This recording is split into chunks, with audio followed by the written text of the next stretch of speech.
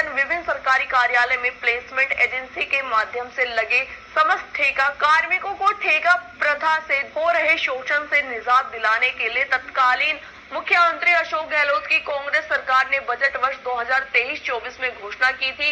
वह मंत्रिमंडल की बैठक में भी पास हो चुका था, लेकिन आचार संहिता लगने के कारण नोटिफिकेशन जारी नहीं हो सका था। अब सरकार बदलने के बाद इस घोषणा का अता पता भी नहीं है।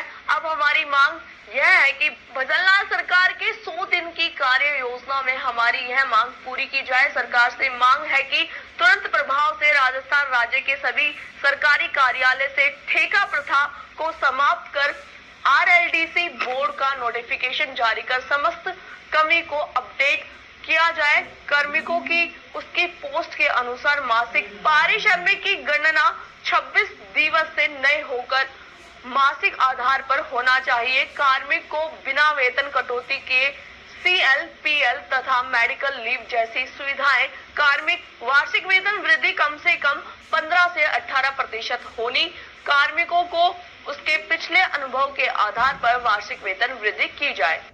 हमारा मुद्दा लाखों कर्मचारियों की मांग है, ठेके कर्मचारियों के जो समस्त सरकारी विभागों में लगे हुए कर्मचारी है, उनका शोषण हो रहा है राजस्थान सरकार के द्वारा और समस्त विभागों के द्वारा कि न्यूनतम मजदूरी दर से भी कम के स्तर पर हमें वेतन दिया जा रहा है।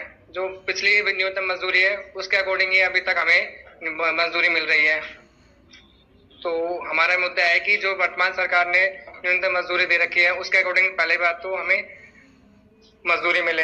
दूसरा, राजस्थान सरकार ने पिछली जो गवर्नमेंट थी अशोक गहलोत की, उन्होंने 1 अक्टूबर 2023-24 को बजट में ठेका प्रथा पूर्णतः समाप्त करने को कहा था, परंतु आज 1 साल मतलब 6 महीने से ऊपर हो गया, ना तो उसका आरएलडीसी बोर्ड का नोटिफिकेशन जारी किया गया है, ना ये इसका गठन किया गया है।